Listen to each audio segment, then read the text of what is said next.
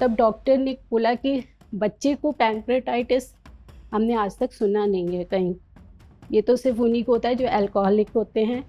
हमें कोई किसी डॉक्टर ने भी इवन पैंक्रेटाइटिस की इतनी सीवियरिटी बताई ही नहीं। हम जितने भी डॉक्टर्स के पास गए, किसी ने भी इस सीवियरिटी को नहीं बताया कि ये क्योर नहीं होगी आपकी, ये कुछ इस तरह का है या इससे बार-बार डैमेज ही होती जाएगी, ऐसा कुछ भी नहीं बताया।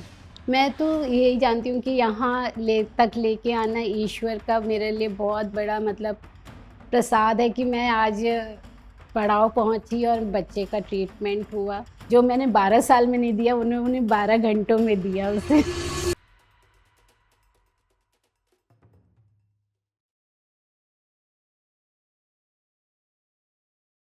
मेरा नाम अनु धानुका है, मेरे बेटे का नाम सक्षम धानुका। वो अभी 13 साल का है और जब वो पैदा हुआ था उसके 4 महीने बाद ही उसे कुछ लूज़ मोशंस इश्यूज़ हुए थे और वो मोशंस ऐसे रहते थे कि 15-20 मोशंस एक साथ पूरे दिन में हो जाते थे। तो हम डॉक्टर के पास ले गए, डॉक्टर बोले कि इसे मिल्क गैस्ट्रोएंटरोलॉजिस्ट के पास ले गए, तो उन्होंने कहा इसे मिल्क एलर्जी है और उसका दूध स्टॉप कर दिया बिल्कुल। फिर हम इसे सोया मिल्क पे रखे काफ़ी टाइम तक के लिए कि ये सोया मिल्क पे था। हमने कोशिश की तो भी इसे मोशंस शुरू हो जाते थे और सोया मिल्क से भी बहुत बेटर फ़ील नहीं होता था बट ये रहता ही था। फिर धीरे-धीरे इसका मोशंस में म्यूकस आना शुरू हुआ। तो हमें फिर डॉक्टर ने स्टूल टेस्ट कराया तो उसमें जियार्डिया डायग्नोज़ हुआ। जियार्डिया लांबिया करके एक ई कोलाई मतलब है प्रोटोजोन तो उसका वो डायग्नोज़ हुआ।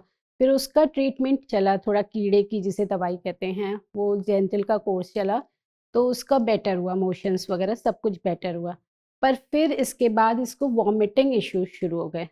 जब मोशंस ठीक हुए इसके, तो इसके वॉमिटिंग इश्यूज़ शुरू हो गए और वॉमिटिंग का ऐसा रहता था कि हमें जब डॉक्टर के ले जाते थे, तो डॉक्टर यही बोलती थी कि शायद इसने कुछ बाहर का खाया है, कुछ करा है, तो हो गया है।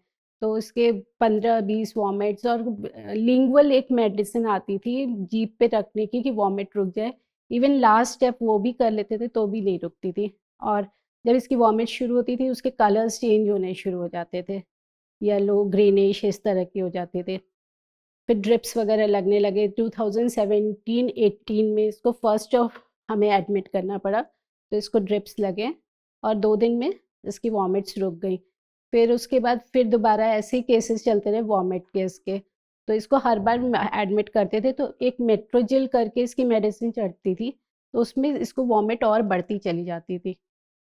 तो फिर धीरे-धीरे हम यहाँ पे हॉस्पिटल है मालवीय नगर में, वहाँ पे हम गैस्ट्रोएंटरोलॉजिस्ट उनसे मिले, तो उन्होंने बोला कि शायद इसे मेट्रोजिल सूट नहीं करती है, तो फिर मेट्रोजिल इसकी स्टॉप करी, तो वॉमिट थोड़ी इसकी कम हुई जैसे। बट हमें उससे पहले 2020 में जब इसको बहुत ऐसे ही सुबह उठा मॉर्निंग में 1 जनवरी 2020 उससे हमें 2-3 दिन बाद कहीं ट्रिप पे जाना था। ये उठा तो इसके वही वॉमिटिंग शुरू हुई और वॉमिटिंग रुकी ही नहीं इसकी, तो हमें रात में हमने इसे लेके गए हॉस्पिटल हमारे नियर बाय, तो वहाँ पे इसका ब्लड टेस्ट हुआ, उसमें एमाइलेज़ बढ़ा हुआ आया।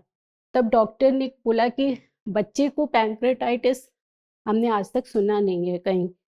ये तो सिर्फ़ उन्हीं को होता है जो अल्कोहलिक होते हैं या फिर जिनके गॉल ब्लैडर में स्टोन होता है। तो हमने कभी सुना नहीं है बच्चे को पैंक्रेटाइटिस का होना। फिर वो उनके पास 4-5 दिन वहाँ रहे, उस समय उस अटैक में 5 दिन तक ये बिना पानी के, बिना किसी चीज़ के रहा। तब इसका एक एंटीबायोटिक भी चला, फिर रिकवर हुआ, उसके बाद हम घर आ गए। फिर ऐसे ही फ़रवरी में फिर से उसको दोबारा हुआ। तब भी हमें कहीं जाना था, तो वो ट्रिप भी हमें कैंसल करना पड़ा। सेम ईयर में फ़रवरी में फिर से हुआ 20-25 दिन बाद। तो इस तरह से करके इसकी वॉमिटिंग इश्यूज़ बढ़ते चले गए और हमें ये नहीं पता था वॉमिट होती है तो बच्चे को लगता है अच्छा थोड़ी देर अब पेट खाली हो गया कुछ दे दें। फिर जैसे ही कुछ देते थे फिर इसे वॉमिट हो जाती थी। तो लाइक इसका हमें पता ही नहीं चल पाया कि क्या इश्यू है। जब ये 2020 में हमें पता चला उसके बाद फिर हमने डॉक्टर चेंज किया फिर के पास हम गए थे। तब वहाँ पे इसका ट्रीटमेंट चला। लेकिन हमें किसी ने ये नहीं बताया कि इसका कोई एलोपैथ में ट्रीटमेंट नहीं है। हम इसे ले जाते थे, एडमिट कराते थे, ऐसे चलता था। फिर कोविड टाइम आया, तो कोविड टाइम में डॉक्टर ने कहा होम नर्स ढूँढ लीजिए और होम नर्सिंग करवाइए। तो फिर हमने नियर बाय एक हॉस्पिटल से कंपाउंडर से कनेक्ट किया और इसको घर पे ट्रीटमेंट देते थे। तो इस तरह से इसका चलता रहा। जब इसका 2022 में दिसंबर में इसको पेन, पहले इतना पेन नहीं उठा कभी कि हमें कोई भी पेन किलर वोवेरॉन भी देनी पड़ी हो, उतना वैसा भी नहीं। तो उस समय इसका फिर क्या कहते हैं पेन रुका नहीं और हम एक हॉस्पिटल सबसे पहले हम में गए। डॉक्टर ने 2-3 दिन बाद कहा कि इज़ ओके, ले गए, हम घर ले गए, तो ये फिर भी अनकम्फ़र्टेबल रहा पेन से। फिर हम इसे ले गए। 4-5 दिन मेरा वहाँ पे डॉक्टर ने इसको कहा कि एम्प्टी वैसे ही पानी की लिक्विड डाइट पे रखा और इसको लेक्सोपैक करके एक मेडिसिन होती थी जो कि स्टमक क्लीन करने के लिए, वो दिन भर में 6-6 लेक्सोपैक के वो दिए सैशे कि इसको दो, इसका स्टमक क्लीन करो। इसका 4-5 दिन तक वही करते लेकिन इसका पेट दर्द में कोई आराम नहीं मिला और ना इवन डॉक्टर्स ने कहा कि कुछ बता ही नहीं पा रहे थे कि क्या है। फिर हम इसे पेट दर्द में ही वैसे में लेके आए हॉस्पिटल से घर। घर आने के बाद हमने कहा कि शायद हॉस्पिटल के एटमॉस्फेयर से ये अनईज़ी हो रखा है, ठीक हो जाएगा। पर घर आके भी ये 2-3 दिन फिर वैसे ही रहा। तो फिर हमें सोचा कि अब चल के वो क्या एंडोस्कोपी का एक नेक्स्ट फॉर्म होता है जिसमें स्टंट डलता है। हमने सोचा वो करवाने का कि वो करवा लेते हैं हम। तो हम इसको फिर से वहाँ ले जाने के लिए बस सुबह मॉर्निंग में निकले थे। अचानक रास्ते में जाते-जाते हुआ कि नहीं आज वहाँ नहीं जाते हैं, पहले रेनबो मालवीय नगर चलते हैं। वहाँ पे हम फिर ले गए। तो वहाँ पे डॉक्टर ने इसका फिर 2 दिन का वोवेरॉन का कोर्स किया और इसका दर्द ख़त्म हो गया। वोवेरॉन ही चलाई थी और कोई दूसरी मेडिसिन नहीं। तो लाइक वहाँ पे उसका दर्द और फिर वहाँ पे इसको आराम पड़ा। तभी हमने वहाँ पे डिसाइड करा कि अब हम इसे पड़ाव लेके जाएँगे। अच्छा पड़ाव के बारे में मुझे लाइक 2021 में ही पता चल गया था। मैं एक कोइंसिडेंस जिसे कहते हैं एक आयुर्वेदिक डॉक्टर के पास इंदिरापुरम पहुँची। उनका नाम है, तो उनको मैं अपनी प्रॉब्लम दिखाने के लिए गई थी, साथ में इसे भी ले गई थी। तो मैंने बस इसके बारे में ये बोला कि डॉक्टर इसको पैंक्रेटाइटिस की प्रॉब्लम है। तो उन्होंने मुझे कहा कि आप कहीं मत जाओ, पूरे ऑल ओवर द वर्ल्ड पड़ाव एक है देहरादून में, रुद्रपुर आप वहाँ लेके जाइए, वहीं पे इसका ट्रीटमेंट और कहीं ट्रीटमेंट नहीं। हम उसे ओवरलुक कर गए। शायद आयुर्वेदिक ट्रीटमेंट बहुत टफ होता है सब कुछ सोच के मतलब ओवरलुक कर गए। फिर 1 ईयर बाद एग्ज़ैक्टली 1 ईयर बाद हमने डिसाइड किया कि नहीं हमें वहाँ जाना है। गूगल पे हमने उतना थोड़ा-सा रिसर्च किया था जब उन्होंने डॉक्टर पीयूष जुनेजा ने बताया, तभी हमने थोड़ा रिसर्च करा पर हमारा माइंडसेट नहीं बना तो हमने फिर और उसके ऊपर फिर और रिसर्च नहीं करी।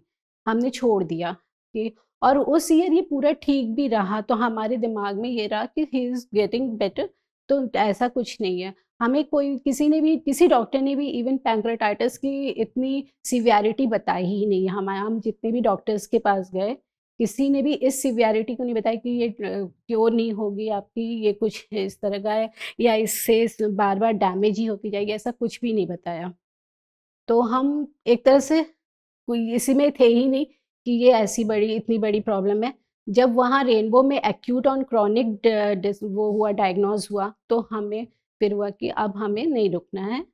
अब फिर इसके फादर बोले कि नहीं अब पड़ाव पे ही जाते हैं हम आयुर्वेदिक ट्रीटमेंट लेते हैं and then we decided to come for पड़ाव और पड़ाव में भी आके वहाँ के रूटीन्स और सब कुछ फॉलो बहुत स्ट्रिक्ट था तो ये थोड़ा वो हो गया था कि नहीं यहाँ नहीं रुक सकता नहीं कर सकता बट लास्ट फिर इसने किया कि हाँ करना है और पूरा ईयर फिर उस ट्रीटमेंट को फॉलो किया सुबह उठना है 6 बजे 8 बजे ब्रेकफ़ास्ट लेना है। पड़ाव में इसके फ़ादर गए थे छोड़ने के लिए हम दोनों को और 2-3 दिन वे वहाँ रहे, फिर बीच में आ गए थे।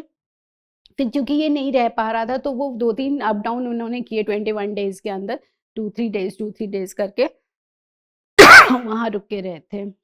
मतलब ये घर से कुछ नहीं खा रहा था और वहाँ जाते ही इसने खाया और इसे वॉमिट नहीं हुई और इसे दर्द दो मतलब दर्द तो यहाँ इसका नॉर्मल हो गया था क्योंकि रेनबो से जब हम निकले तब इसका दर्द नॉर्मल हो चुका था और थोड़ा-सा खाना शुरू हो गया।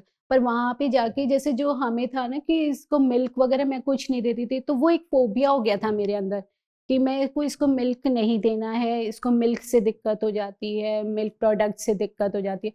तो मैं इसे कुछ भी नहीं देती थी, कोई मिल्क प्रोडक्ट नहीं देती थी बचपन से, ना पनीर, ना दूध, दही, आइसक्रीम, चॉकलेट कुछ नहीं देती थी। फिर भी ये बार-बार बीमार पड़ता था, तो वहाँ पे भी ना जब डॉक्टर ने पनीर की डाइट दी, बहुत सारी सब चीज़ें दी, तो मैंने कहा ये नहीं खा पाएगा, इसको मिल्क एलर्जी है, इसको लैक्टोजन इंटॉलरेंस है, ये नहीं खा पाएगा, इसको आप मत दो। तो उन्होंने मेरे कहने पे फिर एक टेस्ट कराया, वो नेगेटिव आया। तो फिर उन्होंने कहा, वैसे भी उन्होंने कहा आप दो, हम बैठे हैं, जो भी कुछ होगा मैं खिला रही हूँ, खाने दो उसे। उन्होंने और आज की डेट में टचवुड इसकी डाइट पूरी प्रोटीन मिल्क प्रोटीन बेस्ड है। अभी ये दिन की 2 डाइट पनीर लेता है और मिल्क में बनाना शेक वगैरह है, कर्ड है, मील में लेना, सब चीज़ लेता है। जो वहाँ ठीक हो रहे थे, वो 2-3 थे क्योंकि सब मेरे साथ ही पहुँचे हुए थे ज़्यादातर जो बैच था, वो हमसे 2 दिन 3 दिन पहले वाला बैच था। अब जैसे हर्ष भैया थे तो वो फुल टाइम रूम में थे, एक अम्बाला से सरदार जी थे, तो वो बहुत बेटर कंडीशन में वहाँ तुरंत पहुँच गए थे क्योंकि ऑलरेडी आयुर्वेद वैद थे, तो उनको उनका सब कुछ बहुत बेटर हो गया था बहुत जल्दी। तो वो बड़ा कंफर्ट फ़ील कराते थे इसे कि एकदम ठीक हो जाओगे, कोई दिक्कत नहीं होगी और इसको ये थोड़ा नॉटी था, जल्दी से सुनना नहीं चाह रहा था। तो सभी वहाँ पे जितने सीनियर और थे बड़े क्योंकि इसके साथ 3-4 बच्चे भी थे उस बैच में। तो जो वो बड़े थे ना, वो सब इन लोगों को बच्चों को बहुत समझाते थे कि तुम आराम से करो, कोई दिक्कत नहीं है, ठीक हो जाओगे सब। तो वो चीज़ें बहुत रहती थी और डिसिप्लिन था। और प्लस वैद जी का जो शिखा मैम का सपोर्ट था तो वो तो फैबुलस, उनके बिना तो शायद मैं कर भी नहीं सकती थी, ना ये कर सकता था। वो उनका डिसिप्लिन स्ट्रॉन्ग था, स्ट्रिक्ट था बट साथ में सपोर्ट बहुत रहता था हर चीज़ का।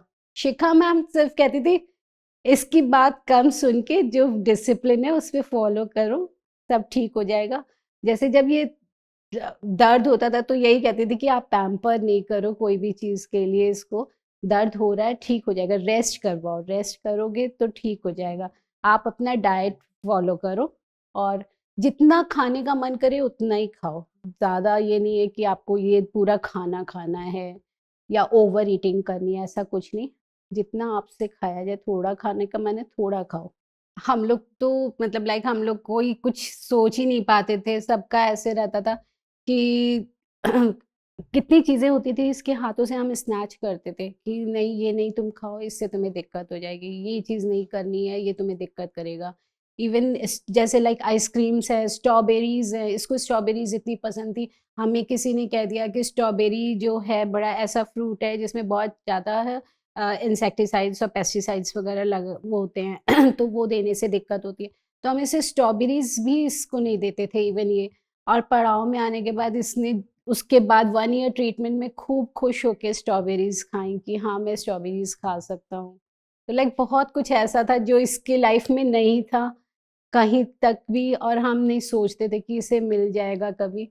वो सब कुछ अब टच वुड ये कर रहा है। बिज़नेस तो लाइक हम लोग बिज़नेस है तो बिज़नेस ये मोस्टली जा ही नहीं पाते थे शॉप पे इसके बाद और फाइनेंशियल तो देखिए बहुत ब्रेकअप आता था, बहुत ज़्यादा वो होता था कि कभी एडमिट हो रहे हैं तो टेस्ट के कोई लिमिट्स नहीं होती थी और ना कोई हॉस्पिटल बिल्स की लिमिट्स होती थी, सब चीज़ें थी। सब से ज़्यादा होता था कि हमारा जब भी कहीं कोई फेस्टिवल होता था, कोई ओकेज़न था, कहीं हमें बाहर जाने का प्लान हुआ होता था, मोस्टली वो तो हमारा छूटता ही था। फेस्टिवल्स पे भी इवन ऐसा रहता था कि फेस्टिवल्स पे भी इसको ड्रिप लगी हुई है। हमें दिवाली फेस्टिवल तक भी ऐसा रहा है कि हमें ड्रिप निकाल के फिर दिवाली का जैसे आज का डे है तो आप सेलिब्रेट कर लो। इस तरह तक का रहा। कोई फेस्टिवल ऐसा नहीं होता था कि हम अ, सोचते थे कि रिलैक्स होके अपना सेलिब्रेट कर रहे हैं।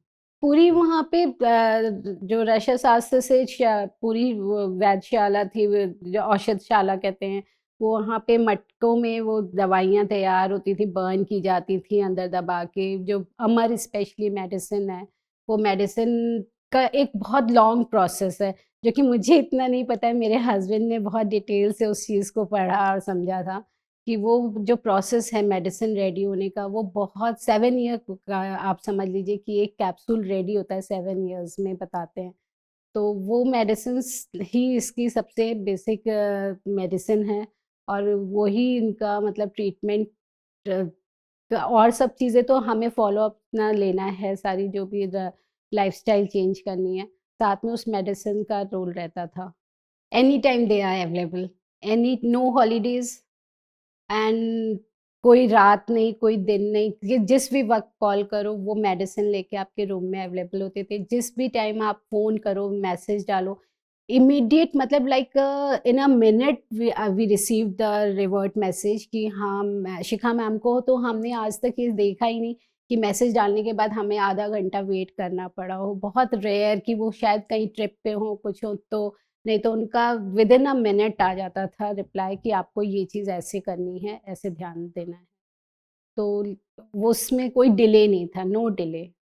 बिल्कुल थैंक यू। मैं आज हमारी फैमिली, पूरी फैमिली खुश है, हँसी है चेहरों पे, और हम एक नई लाइफ़ के साथ जी रहे हैं, फिर मतलब beginning of a new life, उसके साथ हम अब अपनी लाइफ़ वो कर रहे हैं, प्रोसीड कर रहे हैं। तो I am very thankful and I pray कि शिखा मैम हर ऐसे जने को मिलें ताकि वो ठीक होएँ, और अपनी इस प्रॉब्लम से, जिसको भी पैंक्रेटाइटिस का अटैक आता है, वो हर जने तक मैसेज पहुँचे कि हाँ, हमें यहाँ जाना है और हमें ठीक होना है। आयुर्वेदा तो हमारे इंडिया की अपनी ओरिजिन है, कोई बाहर की कोई चीज़ नहीं है। तो जब हमारे देश में कुछ नहीं था, तभी इस आयुर्वेदा से ही ट्रीटमेंट होके हम आगे बढ़ रहे थे, और आज फिर से ये चीज़ ग्रो कर रही है, इस लेवल पे आ गई है कि आयुर्वेदिक मेडिसिन्स, कोई भी चीज़ें एलोपैथिक मेडिसिन से ज़्यादा एक्सपेंसिव हैं, बिकॉज़ कि वो बहुत एफर्ट से बन रही हैं, बहुत ज़्यादा टाइम टेकिंग है। तो आयुर्वेदा जो है अब हमारे यहाँ फिर से रीडेवलप हो रहा है। तो उस पे फ़ेथ करिए अपनी चीज़ें, मेडिसिन्स से ज़्यादा तो गुड थिंग है। वही आयुर्वेदा पे जाना अच्छा है आज के टाइम पे।